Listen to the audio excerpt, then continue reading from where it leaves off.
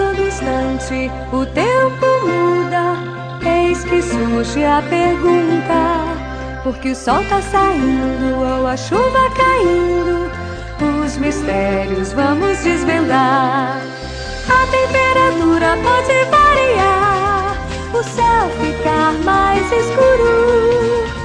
A resposta Tempo vai e clima. estar aqui agora em Tempo Nuvens. e Clima. Distribuição Sinapse. Não, o céu do nosso planeta não é sempre azul.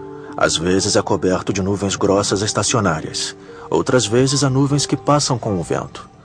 Algumas delas viajam milhares de quilômetros quando observadas numa escala global. Ao redor de toda a Terra, as nuvens assumem vários tamanhos e figuras, mas todas se formam da mesma maneira.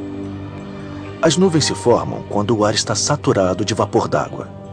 Esta umidade é produzida pela evaporação, quando os raios do Sol incidem nos oceanos e continentes. O vapor d'água sobe em correntes de ar quente, se concentra em altitudes mais elevadas, se condensa e se transforma em nuvem. Quando isso ocorre ao nível do solo, é chamado de nevoeiro. Na verdade, as nuvens são feitas de bilhões de gotículas d'água líquida que, em geral, têm menos de 1 milímetro de diâmetro. Mas o diâmetro varia de uma nuvem para outra e até dentro da mesma nuvem. Quando sua temperatura cai para menos de 0 graus Celsius, as gotículas se tornam cristais de gelo, com o formato de estrelas, colunas ou agulhas. Mas isso não quer dizer que vai nevar ou chover. Algumas nuvens não produzem precipitação. A forma da nuvem, o tamanho das gotículas, a temperatura, a força do vento e as correntes de ar que sobem determinam as variedades de modelos.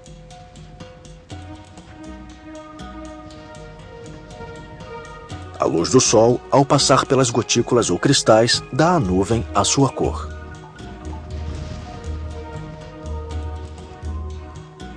Há mais de uma dúzia de classificações de formas de nuvens, mas são 3 as categorias principais. Existem os cúmulos, as nuvens que ficam bem alto no céu, às vezes com formas extravagantes. Quando instáveis, estas nuvens podem causar violentas pancadas de chuva. As mais volumosas destas nuvens são os cúmulos-nimbus, as nuvens de tempestade.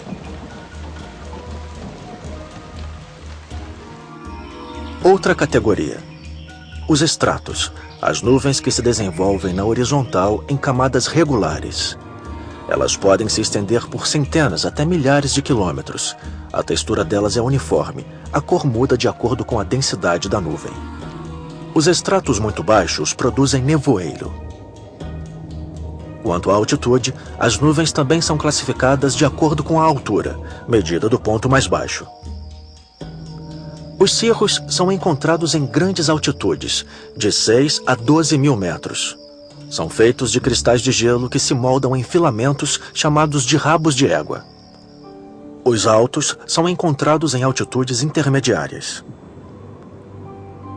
É claro, as nuvens se formam na natureza, mas também podem ser criadas artificialmente, intencionalmente ou de outro modo. Quando aviões a jato atravessam o céu, às vezes deixam um rastro branco. Estas nuvens se formam quando o gás que escapa dos reatores se resfria em contato com o ar. Já que há muito vapor d'água no gás, ele se condensa e deixa um rastro de jato.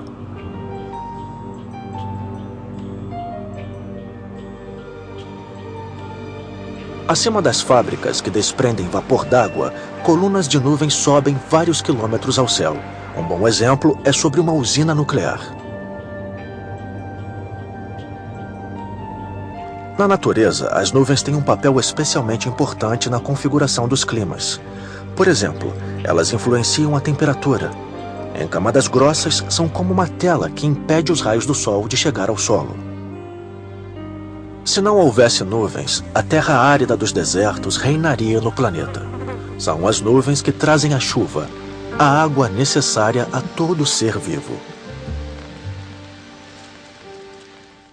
Versão brasileira Fênix.